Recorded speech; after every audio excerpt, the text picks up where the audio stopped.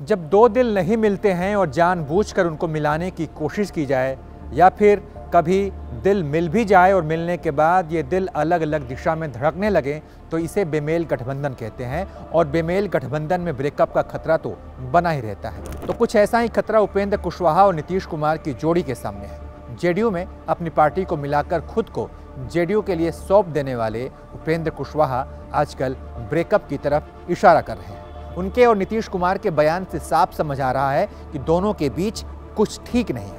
उपेंद्र कुशवाहा ने कहा कि नीतीश कुमार कमज़ोर हो रहे हैं, जेडीयू कमज़ोर हो रही है, और इसको लेकर इस बयान पर जब नीतीश कुमार से पूछा गया तो उनका हाव भाव सब कुछ बयां कर गया। झल्लाते हुए नीतीश कुमार ने कहा कि उपेंद्र कुशवाहा कुछ भी बोलते रहते हैं, उनके बारे में मुझे और पार्टी के किसी भी नेता को कुछ भी बोलने की आवश्यकता नहीं है, किसी को कुछ भी नहीं कहना है। ना उनके किसी बात पर मत पूछिए, वो छोड़ दीजिए। जो मन में आवे बोलते रहे, वहीं से पूछिए। कोई हमारी पार्टी का कोई आदमी कुछ नहीं बोलेगा। सर सुशील मोदी जी ट्वीट कर रहे हैं कि आरजेडी सरकार में आई है, फिर से उन बातों को करने लगी। क्या मतलब है भाई, वो बेचारे भी बोलते हैं, हमको कोई मतलब ही नहीं है। उनको जो मर्जी आवे, जो रोज बोले। आज जो मान लीजिए कि हम लोगों के साथ आ गए, अब वो कुछ आजकल बोल रहे हैं, तो उनको जो मर्जी बोले।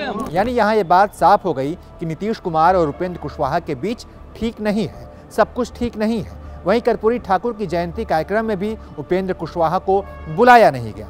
तो ऐसे में क्या उपेंद्र कुशवाहा भाजपा में शामिल होंगे? क्या यह इशारा ब्रेकअप की तरफ का है? क्या उपेंद्र कुशवाहा बीजेपी में अपनी उम्मीद देख रहे हैं? इन दिनों उपेंद्र कुशवाहा की बीजेपी नेताओं के साथ नजदीकियों और बीजेपी में शामिल होने की अटकलें काफी तेज है। इस कड़ी में पिछले हफ्ते उपेंद्र कुशवाहा दिल्ली के एम्स में रूटीन चेकअप के लिए भर्ती हुए थे, तो उनसे मुलाकात करने के लिए शुक्रवार को बिहार भाजपा के 3 बड़े नेता पहुंचे, जिनमें कि 2 पूर्व विधायक संजय टाइगर और प्रेम रंजन पटेल शामिल थे। उपेंद्र कुशवाहा अगर बीजेपी में जाते हैं तो इससे बीजेपी को और उपेंद्र कुशवाहा को क्या फायदा मिलेगा, यहाँ ये समझने की कोशिश करते हैं। आपको बता दें कि बीजेपी से गठबंधन टूटने के बाद नीतीश कुमार ने जब नया गठबंधन बनाया और नई सरकार के बाद जब मंत्रिमंडल बनाया गया, तो इस बात को उम्मीद थी कि उपेंद्र कुशवाहा को मंत्री बनाया जाएगा, लेकिन ऐसा नहीं हो सका और तभी से कुशवाहा के नाराज होने की खबर सामने आती रहती है। अगर कुशवाहा बीजेपी में आते हैं तो भाजपा उनको कैसे एडजस्ट करेगी, आइए इसे भी समझते हैं। आपको बता दें कि साल 2019 के लोकसभा चुनाव में बीजेपी ने 17 सीटों पर चुनाव लड़ा था। 6 सीट एलजेपी को दिया गया था, जबकि नीतीश कुमार को भी 17 सीट मिला था।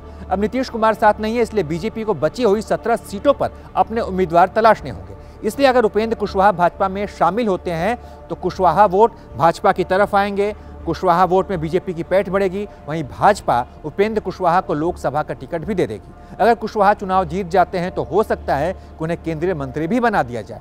तो ऐसे में उपेंद्र कुशवाहा और भाजपा दोनों को इसका फायदा मिल सकता है। दोनों के साथ आने से दोनों पार्टियों को फायदा होगा। उपेंद्र कुशवाहा का मन जेडीयू में लग नहीं रहा है, अगर वो भाजपा में आते हैं तो इसका फायदा दोनों पार्टियों को होगा। हालांकि उपेंद्र कुशवाहा इन बातों से इनकार कर रहे हैं, लेकिन भैया ये राजनीति है। जब मुख्यमंत्री गठबंधन बदलकर नई सरकार बना सकते हैं तो कुशवाहा से क्या ही उम्मीद की जाए। बाकी आप इसके बारे में क्या सोचते हैं, आपकी राय हमारे लिए काफी मायने रखती है, इसलिए अपनी राय कमेंट करके हमें जरूर बताइए। और तमाम अपडेट्स के लिए आप देखते रहिए एबीपी लाइव।